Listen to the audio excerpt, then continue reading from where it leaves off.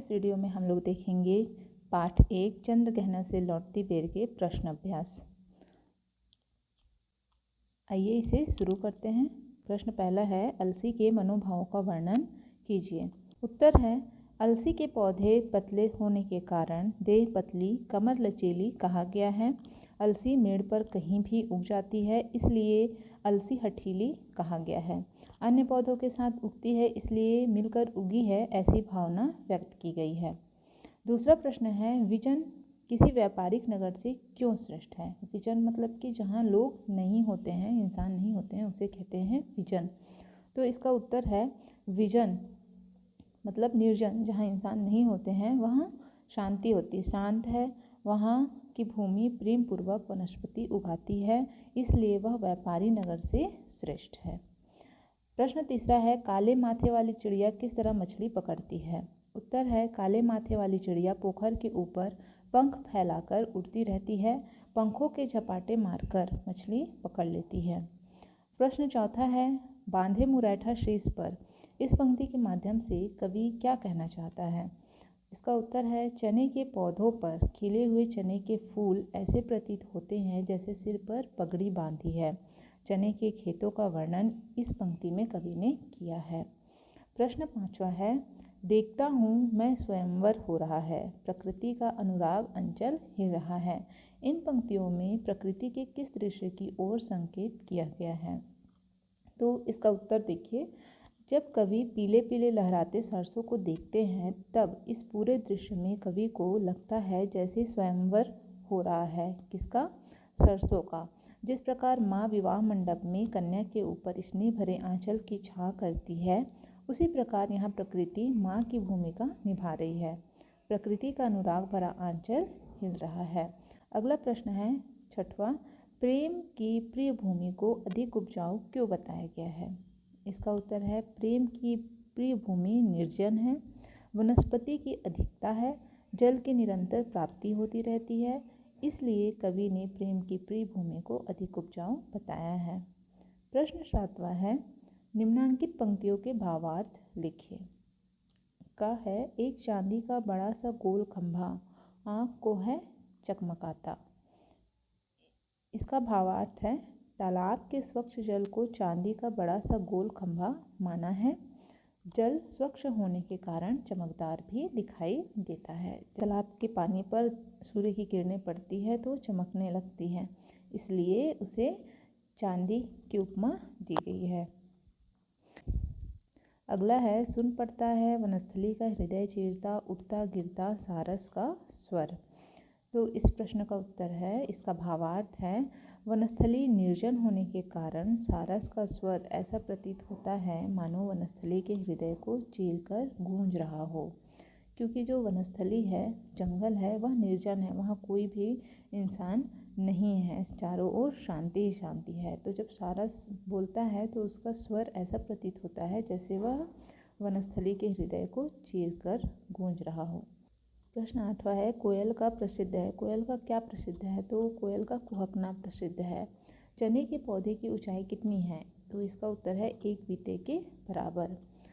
पाठ से आगे के प्रश्न हैं। प्रश्न 1, अपने आसपास के किसी प्राकृतिक स्थल का वर्णन कीजिए जिसके दृश्य आपको इस पाठ को पढ़ते समय याद आ जाते हैं।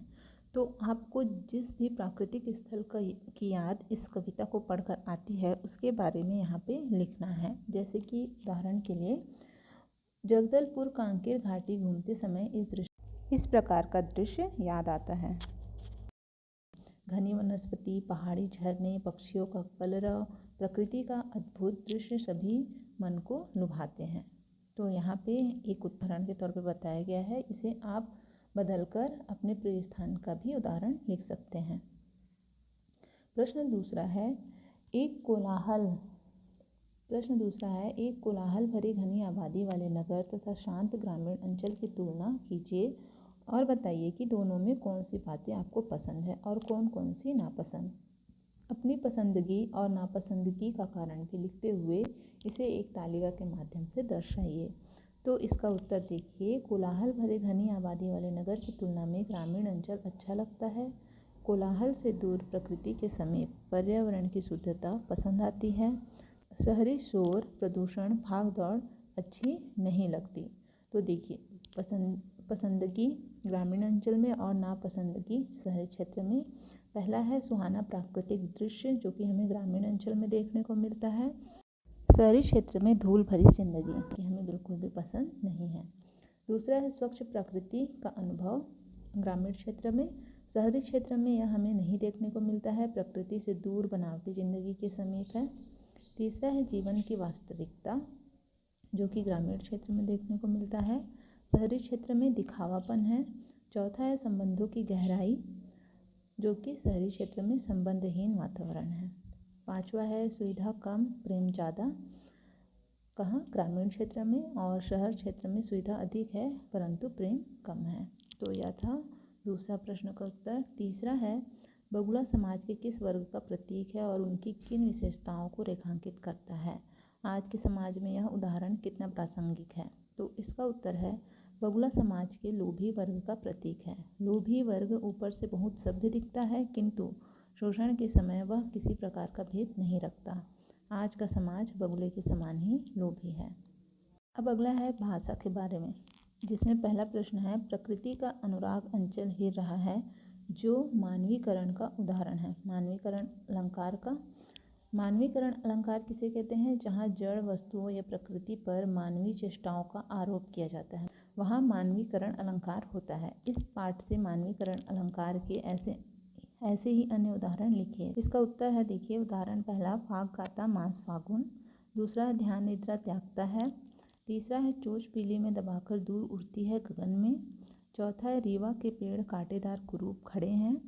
पांचवा है सुन पड़ता है वनस्थली का हृदय चीरता उठता गिरता। तो ये सभी मानवीकरण अलंकार के उदाहरण हैं।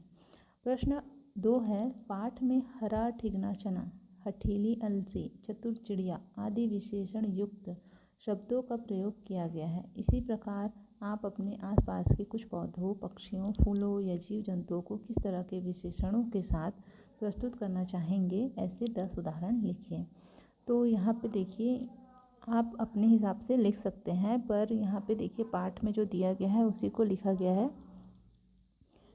पहला है देह की पतली, दूसरा है कमर की लचीली, तीसरा है सरसों हो गई सबसे सयानी, चौथा है हाथ पीले कर लिए, पांचवा है प्रेम की प्रिय भूमि, छठवा है चांदी का बड़ा सा गोल खंभा, सातवां है ध्यान निद्रा त्यागता, आठवां है चटुल मछली, नौवां है कांटेदार कुरूप, 10वां है वनस्थली हृदय चीरता।